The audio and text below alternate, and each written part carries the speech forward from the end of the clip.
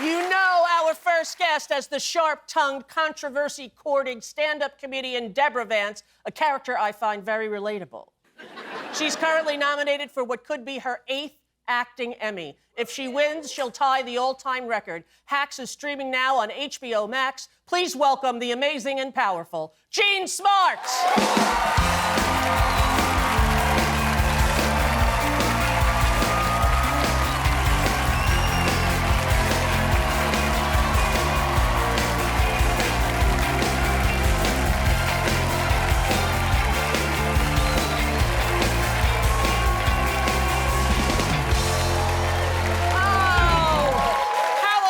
Jean.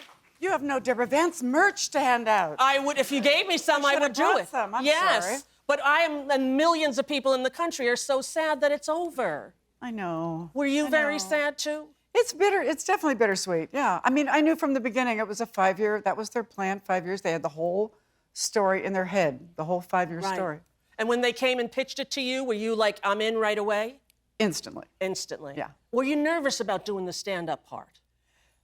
That was the only thing that scared me. I thought, oh, will other comedians buy me, as a comic? That was the thing I was concerned. And I'm telling you, we bought you as a comic. You were fantastic at it. And that's not an easy thing to do. Many actors have tried to do that, but it's like a skill set. So you were just so wonderful at it. Well, I'm good at monkey see, monkey do, so I... Yeah. And you and Hannah have such a beautiful relationship.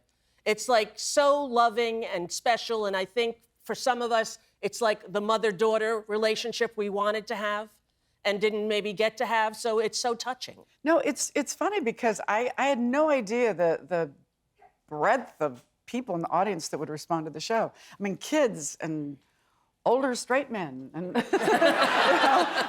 and everything in between. There's something about that relationship that people respond to. Yeah, very, very moving. What shows did you love when you were a kid? What were your favorite shows? Oh, God, I'm going to date myself.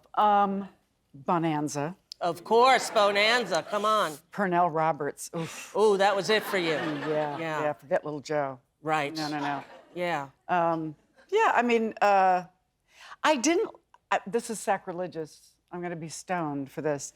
I didn't love I Love Lucy. No kidding. Because I remember as a child, I love it now. Right. I love it now when I watch it. But when I was little, I'd watch and I'd think, why is she acting like she's stupid? Oh. Why is she doing that? It made me so uncomfortable. No kidding. Just made me cringe. That's so funny because she was so smart and what she ended up doing, her own studio with Desi. And, God, yeah. Yeah, and that's funny that character back then, I guess they couldn't come off with a strong feminist woman because there wasn't feminism yet, really. Yeah. You invented it, Rosie. No, I didn't. It was Gloria Steinem, not me. It's so funny, I have to tell you. You reminded me of my oldest son when he was about 4 or 5, and we'd been in London. I was working on something, and we were there for about a month. And he came home, and for weeks it was like, Mummy, I'm going upstairs. It was so and it just went away. Now, you were recently in Ireland, I hear. Did not phone me. I don't know why. I didn't have your number, Rosie. Oh, geez. No, I was in Italy for a friend's wedding, and so I thought, well, let's go to London and Ireland. We have some friends in Dublin, and I was with my 2 sons, and I love Dublin. I just love it. I love it, love it, love it. Where'd you stay? What was it called? I don't remember. Okay, who cares? I don't remember. Yeah. Who cares? It wasn't your house, that's all I Well, it could have been if you would have called. That would have been fun. Yeah. No, but I was I was watching your monologue from last night when you were talking about the pharmacist that you hit on. Joan. Yeah. It was the short hair? Short hair, yeah. Because I thought, oh, okay, now it makes sense. We were in a bar the night of the soccer finals. Oh, the World Cup. Yes, the World Cup. And I was standing at the back with my 2 sons, and this guy comes up to me. It was very loud in there, and he looked like he was maybe, I don't know, mid-30s, something like that.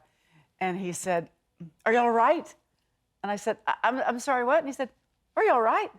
And I said, "Yeah." And then he said something else, and he turned to my son, and he shook his hand, my oldest son, he shook his hand, he goes, "She's the most beautiful woman I've ever seen in my life." Wow. Wow. No, trust me, he was drunk. Trust me. No. And I thought, well, the poor guy, it's all those lesbians over there. He can't get a date. He's asking. hitting on women who could be his mother. And of course, my son, he walked away, and I, well, thank you. Right. And my son's like, oh my God, he must be drunk. And then the other one said, we must like cougars. But then, I was vindicated. 30 minutes later, he comes back. Wow. He points to my sons and he goes, shh. And he hands me his phone number, his name. Wow. And did you phone him? No, I immediately called my boyfriend. I said, guess what happened to me tonight?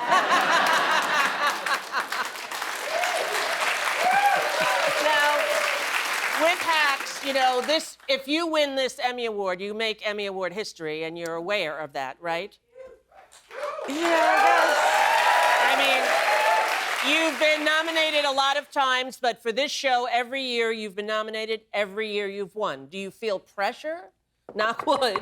Do you feel pressure, or do you just feel like, what a gift, right? No, but in terms of that record, being nominated or winning for every year your show is on, I still kind of think that's a technicality. I've got to give it to Julia Louis-Dreyfus because her show ran 8 years and she won 7 times. Right. So, I mean, Yeah. if my show had only run 4 years and I'd won every time, that wouldn't have been, you know what I mean? Yeah, It's I a get what you mean. technicality. But do you get nervous for the Emmys, or is it more like work for you? Do you worry about your outfit? That's the only thing I worry about, yeah. Yeah. It's like, oh my God, I have to put on a corset and God knows what else. Right, right. Steel-belted radial. It's so hard. For me, like, the worst thing, I think what they should do to prisoners is send them to the Met Ball. Because, like, that's, like, the worst thing you could say to me. You have to go to the Met Ball. I'd be like, no! Oh, no, someone told me that who helps dress people for the Met. She goes, oh, God, don't ever go if you're invited. She said, it's torture. You're in a crazy outfit, and you literally will stand in line. It doesn't matter how big a celebrity you are, you will stand in line for, like, over 2 hours in incredibly painful shoes, waiting to walk out of the carpet and probably trip and fall in front of, you know, reporters. But... Yeah, it doesn't sound like fun to me. No. Listen, was there a comedian that you based your character on? Because people talk a lot about maybe it was Joan, maybe it was Phyllis, maybe it was... Was there one that you based it on, or not really? No, because I knew that it had to be my style or it wouldn't really work. Right. And I could never do Joan's thing. I mean, she was brilliant. That machine gun Quick, yes. But she certainly, I think, was one of their inspirations for the role. They started writing this in 2015, before they ever met me. But I did love Phyllis Diller when I was a kid. When I was in middle school, I thought, oh my God, that woman looks like she's having so much fun, you know? Right, and I dressed up as her at a costume party, and I just thought she was the best. And for my rap gift for Hacks, the producers got me a piece of Phyllis's artwork. Oh, no kidding. Yeah. She was lovely. I got to know her well at the end. And she used to send me mementos from her career, like, here's the pocketbook I wore on my first Ed Sullivan, you know. Oh, God, so that's so sweet. nice. Yes, I still have them. Yeah, I'll send you one. Really? I really will. Witnesses! Exactly. We'll be back with Gene Smart right after this. Don't go away. By the way, Kelly Kilpatrick thinks I'm gay and you're my secret wife, so we have to spend the weekend pretending to be lesbian lovers so I can get that Carol Burnett jumpsuit. What? Welcome, girls. Who's ready for a naughty little weekend? Me! Best episode.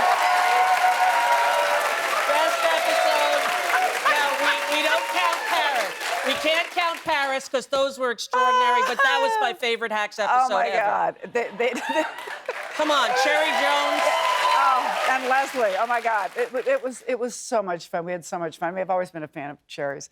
And she wasn't going to do it. I think she said no twice because she was going to have a little shoulder surgery. She'd hurt her shoulder. And she said, I can't even pick up a pencil. They said, we don't care. We don't care. Please, please, please. Please. She finally said yes, and she had a blast. Yeah, so much fun. Absolutely. Now, what was it I saw on TikTok recently that you were handing out pizzas to people in a very big crowd on a street? What was that, Gene? Girls got to make 11, Rosie.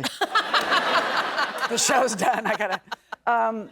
Yeah, no, we did a show at the local theater here at the Fondo Theater. We did a live Deborah Vance show. Wow. And it was so much fun. And everyone stayed in character? Yeah, exactly. And they were handing out pizza to the audience before the show. And when I walked through the kitchen back to the green room after the show, I saw stacks and stacks of full pizza boxes. And I thought, oh, my God, they can't throw these away. What are we going to do? So I just grabbed a stack of them, and we went outside and I started, tossing out pizzas. Yeah, you handed out boxes of pizzas to people. My Scottish grandmother would not let me throw out pizza, Yeah, exactly. Good food should not go to waste. No. That's Yes. right, Lassie. Now, what's in the future for you? Can you tell us? Is there anything in the pipe for you to do, or are you going to take a little break? I would. Part of me wants to take a big break, but I'm going to be doing a movie this winter. I don't know if I'm supposed to say or not. Okay, that's all right, but you're going to be doing a movie. Yes, and I'm actually got my producer hat on. I have a producing partner who's just amazing, and she's been doing all the heavy lifting for the last 5 years. And so now that I'm not working full-time, I'm trying to get back into that full-time, and it's really fun. Yeah. Did you start out in theater? I read that you did. Oh, yeah. Really? Yeah. And you were on Broadway? You were here in New York, or where were you? Yeah, years ago in New York, and then again last summer I did a Broadway one-woman show. And how was that? It was absolutely terrifying, but just a blast. Yeah. That's a lot of work. 8 times a week. You kind of feel like you're running a marathon, but Yeah. unfortunately I broke my leg halfway through it, so. On stage? No. Good. That would be good. They said break a leg, so. So I had to do the second half of it just sitting in a chair with my foot up on a stool. Really? Yeah, but it worked okay. People understood. Yeah, because also, one-person shows, sometimes that's all they do is just sit and talk. That's true. So, Yeah. Now, when you started out in theater, and then what was your first Hollywood gig that you had? It was a show called Teachers Only with Sitcom? with Lynn Redgrave, that's right, and Norman Fell, the wonderful Norman wow, Fell. he was great. Adorable. And I was living in New York, and they came out to New York to audition actors, and they brought me back to LA to read with Lynn, and I thought, well, I don't know anything about camera, so I guess I better stay and figure all this out. But it's in some ways, doing a sitcom is kind of like doing a theater because you've got a live audience and you come out. It's like doing a little one-act play every week. Right. Except that they can see you standing there waiting to make your entrance and Right. stuff like that. But that was an adjustment. I remember I called my agent the first night after we shot the very first episode, and I said, "Oh my God!" I said, "That was insane. I made such a fool of myself," because we were waiting to go on, and the audience was filing in and everything, and someone said, "Oh, who's doing the warm-up?" And so I thought we were all going to get together and do a vocal warm-up, Right. Or stretch a little bit. Exactly, a little Tai Chi, Right. And they said, "Oh, no, it's a stand-up comic," and he comes in, and he goes out of the house, and he warms up the audience, and he tells jokes. And I said, "Why? Are we not going to be funny?" I thought that was the weirdest thing, and I went, "Oh, okay." And then a few minutes later, they said, "Okay, everybody, line up for intros." I said, "What's that?" And they said, "Well, they're going to introduce the cast, one at a time, and when they call your name, you just, run out and wave or bow or, something." And I said, "Before the show?" Like a basketball team? At center, we've got it was crazy. Yeah, but it was fun, but it was weird. You obviously learned because you're killing it on Hacks. And well, thank you. I wish you the best of luck at the Emmy Awards. You deserve every award you get. Lovely to see you. All right, honey. Gene Smart. Wonderful.